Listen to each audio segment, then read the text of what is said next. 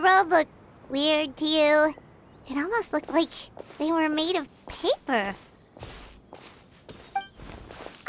And those two frogs over there? Yeah, they look like pieces of origami. Oh, by the shade of a lotus leaf stream, don't tell me you forgot how to jump! I didn't forget, Firecracker. I'm just not sure if what I remember is correct. Next thing you know, you'll have forgotten how to sing, much less notate a score. You still remember why we call you Stream, don't you?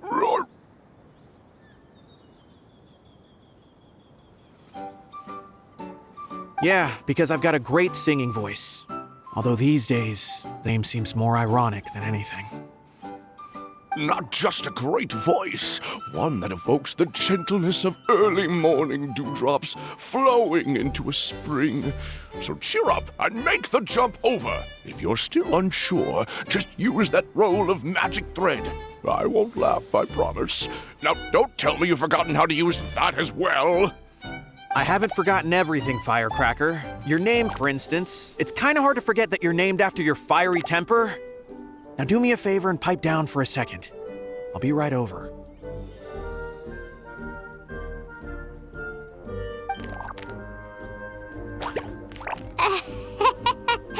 You saw that too, right? Paimon's not seeing things, is she? This place is getting more confusing by the second.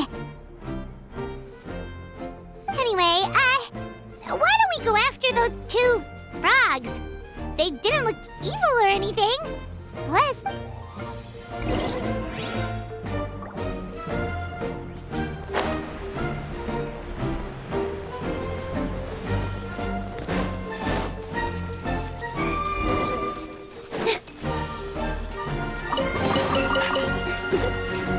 For you.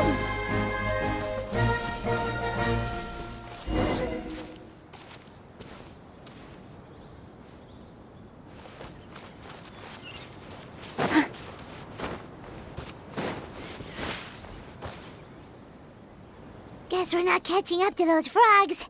They were so fast. Paimon couldn't even tell where they hopped off to in the end.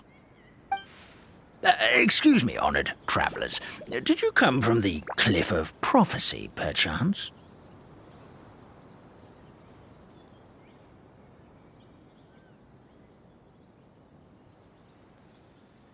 The chubby paper hamster just talked. Chubby? Who are you calling chubby? I've just got a slightly thicker layer of paper on me, that's all. Allow me to introduce myself. My name is Almond, and I'm an elder of the Forest of Blessings. I've been waiting here for the hero of prophecy to arrive. Traveler, could you pinch Paimon just to make sure she's not still dreaming?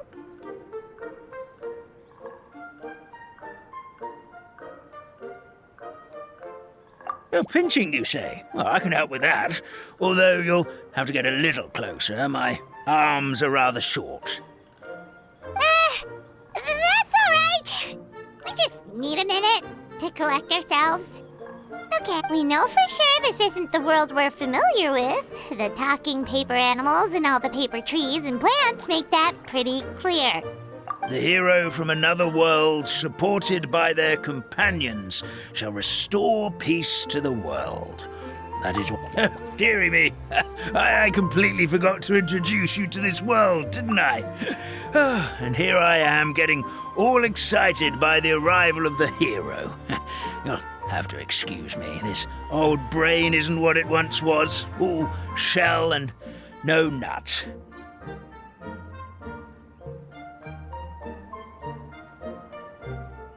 Oh well, perhaps my once glossy paper has faded past the point of no return.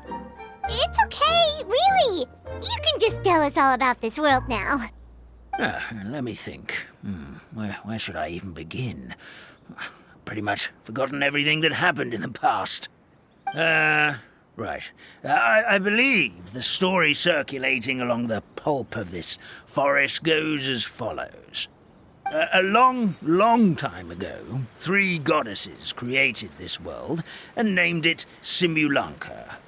The goddess of creation, who presides over matter and magic, created the mountains and rivers and gave us life. Her powers also paved the way for Simulanka to exist in numerous worlds. After the goddess of creation came the goddess of prophecy, with dominion over the stars and the course of fate itself. She induced the sky to spin and the earth to move.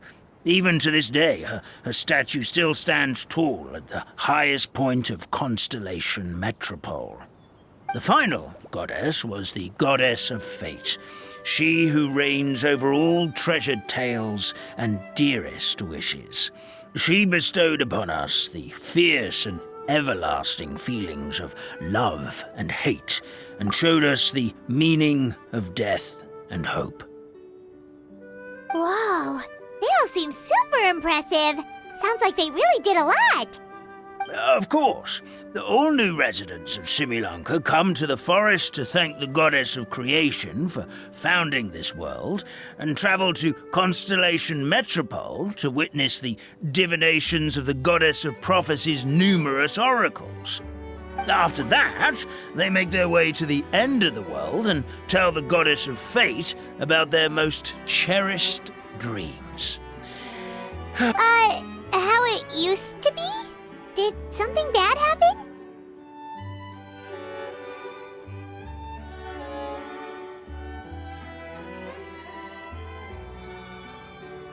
Oh, yeah. That has to do with the hero you're waiting for, right? Yes, this old brain of mine may have forgotten many things.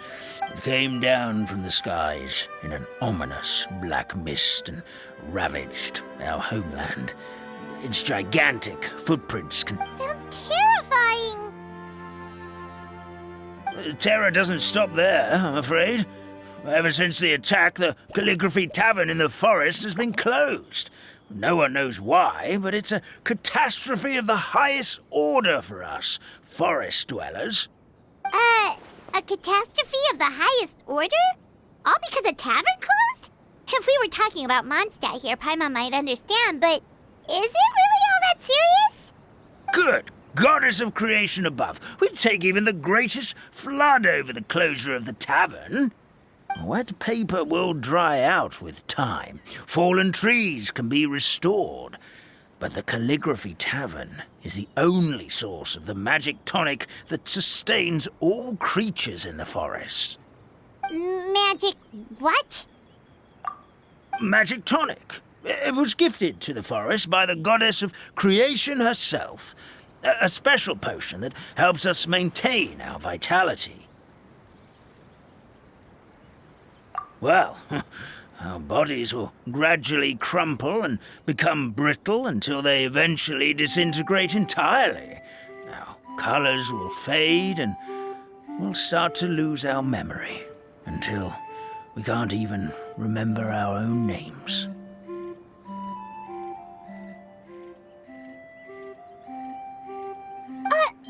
But wait, Grandpa Almond, does that mean you've already... Oh, I'm afraid so. The color has all but completely faded from my paper. To be honest, all I really remember is that I'm supposed to wait here for the hero of prophecy. But I've already forgotten who gave me that order to begin with. Then we've got to act fast! How can we help? Oh, brave Pixie. May the goddess of fate reward you and your friend for your kindness. Could it be you're the heroes I've been waiting for all along? Not sure how we know that. Plus, we can't even remember how we got here, so it's not looking too promising. Well, this is turning out to be quite the conundrum for old Almond Brain here. The prophecy never mentioned anything like that. For now, why don't you come with me to the Hut of Blessings? Our forest fairy lives there. Maybe she'll know what to do. Whoa, a forest fairy? Like one that knows magic? Oh, you betcha. She's prophesized to join the hero on their journey.